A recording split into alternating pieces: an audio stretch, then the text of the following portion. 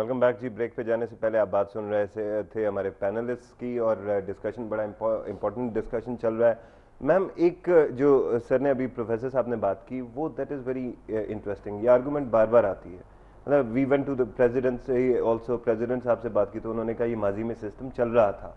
ठीक है, अब माजी में कोई गुनाह हो गया हमसे तो हो गया, लेकिन अगर हम एक इवॉल्व कर रहे हैं, हमारी सोसाइटी इवॉल्व कर रही है आज, और अगर हमें सारों को राइट्स देने चाहिए इन प्रिंसिपल हम मानते हैं, तो फिर हम क्यों फिर दोबारा ट्राइबलाइजेशन की तरफ? मैं आपसे एक अर्ज करूं, आप इसको कंफ्यूज ना करें। एक निज़ाम अदल की लॉ लाना और सूफी मोहम्मद को दे देना पूरी पब्लिक के, बहुत दोनों मुख्तलिफ चीजें हैं। ठीक है, पहले जब सिस्टम चल रहा था तो गवर्नमेंट ऑफ पाकिस्तान जो है वो अपॉइंट करती थी जजेस, ठीक है, और वकील वहां जाते थे। ठीक है, it was not an ideal system, मगर वहां पे कोई नॉन स्टेट एक्टर नहीं अपॉइंट करता था कि गवर्नमेंट को कहता था तुम्हारा कोई यहाँ पे हक नहीं है, और वो डिटर्मिन नहीं करता था लोगों को डरा धमका के कि शरीयत क्या होगी। ये बहुत बड़ा फर्क है। इसीलिए हमारे कई साथी बड़ी या तो सादापन में और या जान के यहाँ पे आके जब बात करते हैं कि जी अगर उस खातून को विपिंग हुई है तो बाकी जगह भी औरतों के ऊपर जुल्म हो रहा है, उसमें फ़र्क क्या है? फ़र्क ये है कि बाकी जगह आप जा सकते हैं अदालत में, आप जा सकते हैं पुलिस वालों के पास, आप जा सकते, आप मुझे बताएं कि वहाँ पे कौन किसके पास जाएगा, क्योंकि आपने एक हिस्सा, ये बात है। अगर मैं समझती हूँ कि आज भी सदर साहब साइन कर दें तो ये लड़ाई शरीयत की नहीं है, ये झगड़ा है पावर का, और ये पावर लेना चाहते हैं। हमारी मिलिट्री इनको पावर देना चाहती है क्योंकि इनमें एक नेक्सस है। ठीक है, और ये आप समझें कि जी वो अगर इतनी वो अच्छी शरीयत ला रहे हैं, पाकिस्तान में बहुत सारे लोग हैं जो सही या गलत ये कहते हैं कि शरीयत आनी चाहिए, तो हमें क्यों नहीं गाड़ियां नजर आ रही वहां पे जाते हुए कि जनाब वहाँ शरीयत आ गई, हम भी वहाँ चले? वहां से लोग भाग क्यों रहे हैं? बिल्कुल सही। तो ये एक तो ये दिमाग से बिल्कुल निकाल देने वाली बात है। ठीक है, दूसरी बात जो राशिद साहब ने की, ये बहुत सोचने की बात है कि ये इतनी सिंपल बात नहीं है कि जनाब वो आ गए और बड़े सिंपल हैं, वो निज़ाम अदल का वो कानून लाना चाहते हैं। उनको लाया गया है वहाँ पे, क्योंकि जब एक फौज बकायदा नहीं ऑपरेशन करती और सियासी पार्टी जो है वो बंदूक के जरिए एक करती है कॉम्प्रोमाइज। मैं इनसे थोड़ा सा इसलिए इख्तलाफ जरा सा करती हूँ कि अगर एक सियासी पार्टी की बात नहीं मानी जा रही, मेरा ख्याल है कि उनके ऊपर ये रिस्पॉन्सिबिलिटी है कि वो खुल के पब्लिक को बताएं कि उनके साथ क्या हो रहा है, बजाय इसके कि वो एक पूरी अपनी कॉन्स्टिट्यूंसी, जहाँ पे सूफी मोहम्मद नहीं जीता था, जहाँ पे कोई राइटिस्ट नहीं जीता था, यहाँ पे एएनपी जीती थी, पीपीपी जीती थी, क्यों जीती थी, आप हवाले करके दिया और फिर ये आर्ग्यू करें कि लोग मांगते। सही सही, बिल्कुल सही। तो प्रोफेसर साहब एक पीस को डिफेंड नहीं कर रहा था, मैं सिर्फ उनका पॉइंट रैशनलाइज कर रहे थे। अच्छा, बहरहाल उस पे भी आते हैं, लेकिन सर एक let me just put one thing in here. वह जो बहुत इंपॉर्टेंट चीज़ है, हमें कहा गया था कि सवार डील जब होगी तो उससे पीस होगा और साइकोलॉजिकल ऑपरेशंस हम समझते थे कि होंगे जिससे आप अपनी आवाम को विन बैक कर लेंगे, वो स्टॉकहोम सिंड्रोम खत्म हो जाएगा। मुझे आज ये नजर आता है कि सूफी मोहम्मद, हमें ये बताया जा रहा है कि सूफी मोहम्मद और फजलुल्लाह में डिफरेंस करो।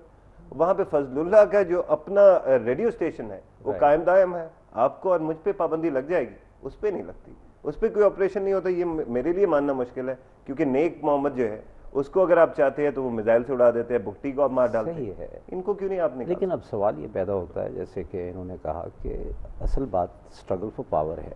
ठीक है, अब स्ट्रगल ऑफ पावर जो है उसमें गवर्नमेंट ऑफ पाकिस्तान का क्या रोल है, उसमें फ्रंटियर गवर्नमेंट का क्या रोल है? Is there a connect between the provincial government and the federal government?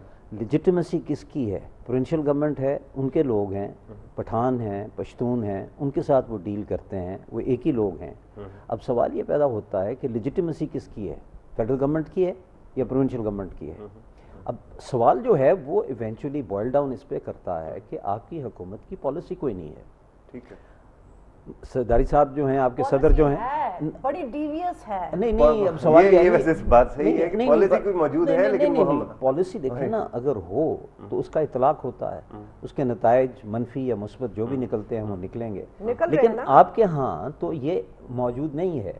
वो कहते हैं कि जी मैं इंतज़ार कर रहा हूँ कि वहाँ अमन कायम हो जाए तो उसके बाद मैं दस्तखत करूँगा।